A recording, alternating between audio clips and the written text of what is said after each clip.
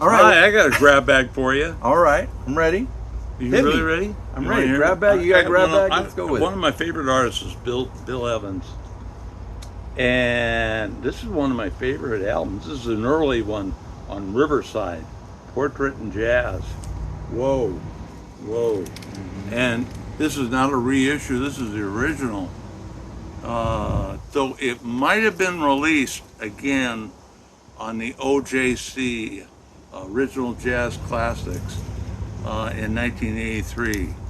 I'd have to research that to see if it was.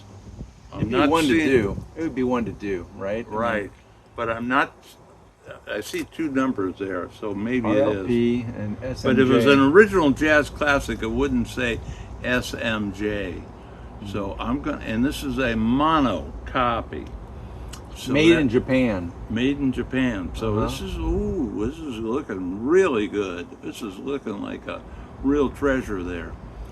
Bill Evans in this is probably in, what does it say, 59. This is 1959. He was a pioneer in impressionistic jazz, and by that I mean that he could play my favorite things, or even his own tune, Waltz for Debbie, and he had a certain melody, but he allowed his sidemen to express themselves in their own way. They could do runs if they wanted. You know, a bass player could go boom, boom, boom, and it would be okay with Bill. Anything goes. And I think he had an album, or he liked that song too. And that's the way he was. Anything He was goes, very open to people expressing themselves. This is a famous one, Peace, Peace. This is my favorite record or song of his, Peace, Peace. I'll tell you, the first time I heard this, which is a longer cut for Bill Evans, I felt myself relaxing.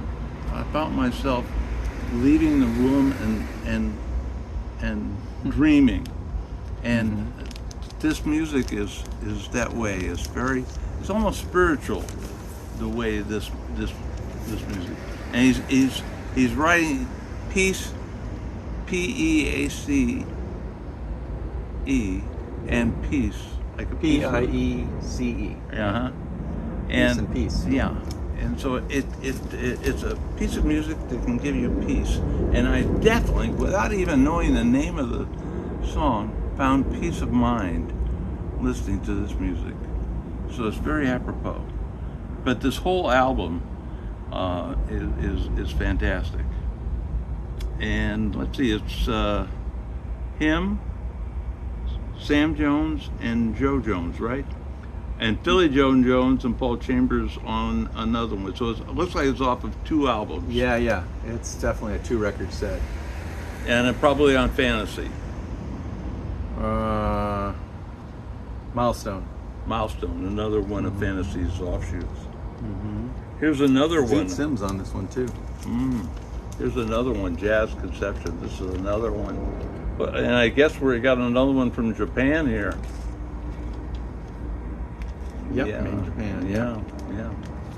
So this is and another one that's a mono, I believe.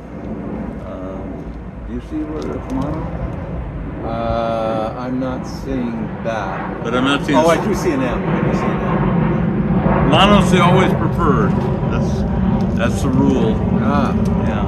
Well, what about you? Do you prefer all I do. mono? I You do. like the mono versions a lot? Yes, I do. Wow. Because it's more like having them live in the room rather than having them brought to you through a control room where somebody is separating it and throwing the bass high or the bass low and the treble up, and don't monkey with it. Just put a microphone there and let's go. Here's another one with Peace, Peace again. This must have been the original album. Oh, and Cannonball Adderley was on the original. Oh boy.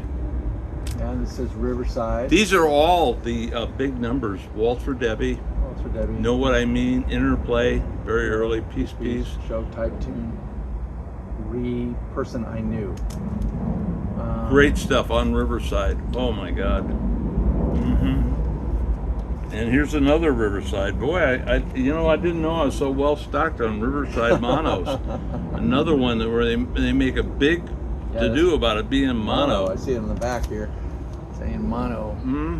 How My Heart Sings. Bill Evans Trio. Now, if you find these folks out in the wild in your record stores, collect them, because I've already held on to them for many, many years. And when I did a sale about a year ago with my friend Norman Massey, oh boy, the prices that came for these records were really astounding. So here's some more Bill Evans. Bill Evans at Montreux Jazz Festival. Lenny Gomez bass and Jack DeJohnette on drums. Is this another mono?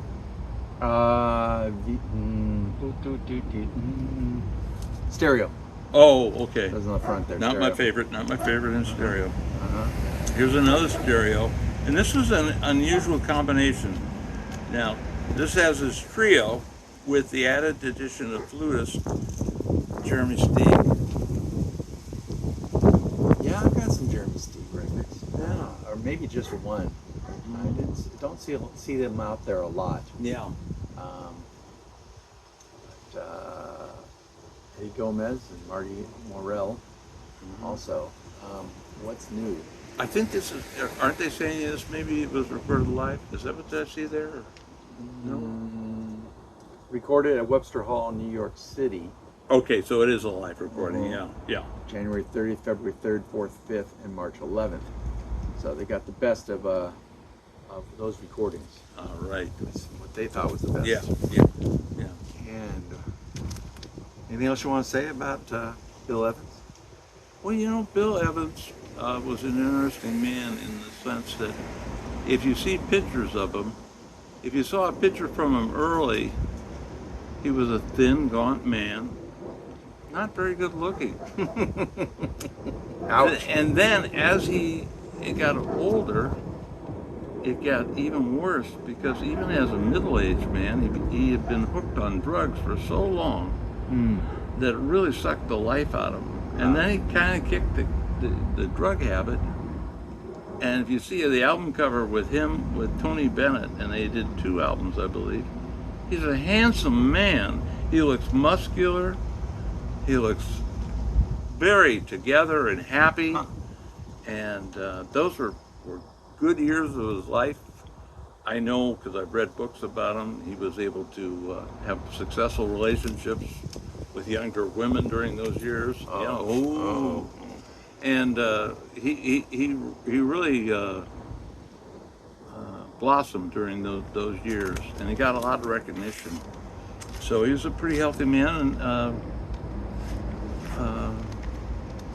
and he had a long career, and I'm pretty happy about it. Who did he perform with one guy more than others?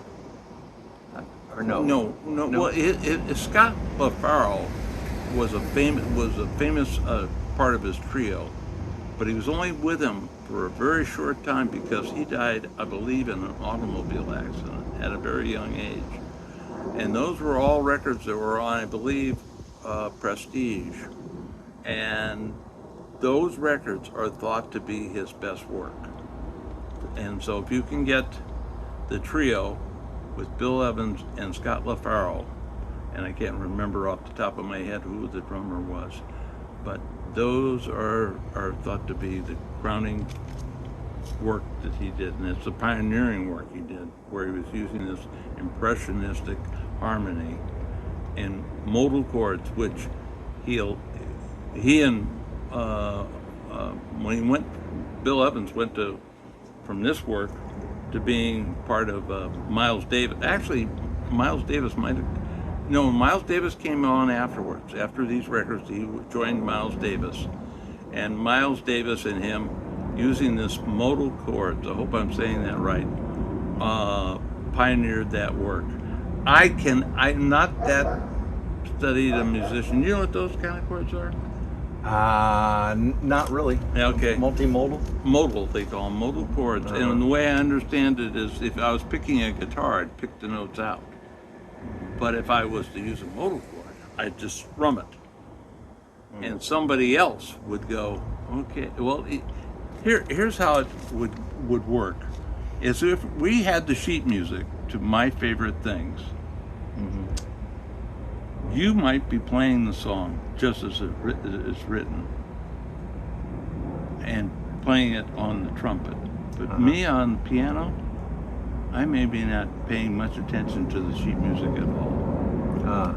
And I may be going, I'm gonna play this other chord, a minor chord or something. yeah, but I'm just going to four notes all at one time. Hands, boom, boom, boom, and I might do it to a certain tempo. When I asked you if there was somebody else who worked with, that's what I was thinking. I thought it was Miles Davis that he'd worked with. Oh, that's a famous, and they just. So he did do a number of records with him. No, not a number. But did something. Kind of Blue. Oh, golly.